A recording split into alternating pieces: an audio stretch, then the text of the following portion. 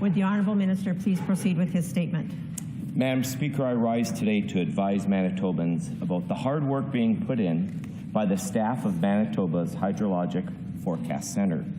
Winter may have barely begun here in Manitoba, but these dedicated professionals are already preparing for spring, ready to address the annual concern we all have in this province about the potential for spring flooding. Some of their hard work culminated today in the release of the 2017 Fall Conditions Report. This report provides us with an idea of moisture levels in the soil, plus water levels in rivers and lakes as the winter freeze begins. It covers 3 key potential flood factors. 1, soil moisture at the time of freeze-up. 2, base flows on the rivers and water levels on lakes prior to spring runoff. And 3, the long-term forecast of winter snowfall.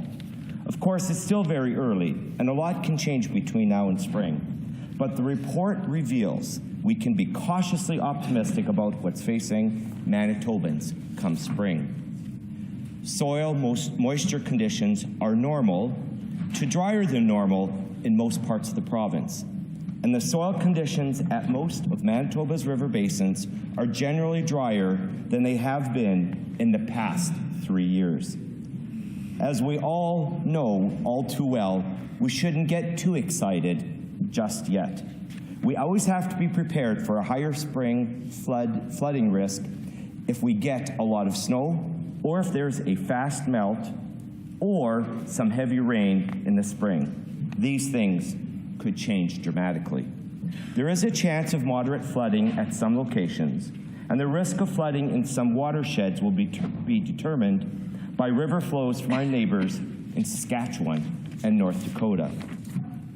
Most major lake levels are at a slightly above normal for this time, or normal for this time of year aside from Lake Winnipeg. And both Environment Canada and Climate Change Canada are predicting snowfall to be above normal for most of Manitoba and Saskatchewan. In other words, we are not in the clear just yet. But Manitobans can be certain that no matter what lies ahead, our government and the talented team at the Manitoba Hydrologic Forecast Centre will be well prepared to overcome whatever challenge comes our way. Madam Speaker, stay tuned.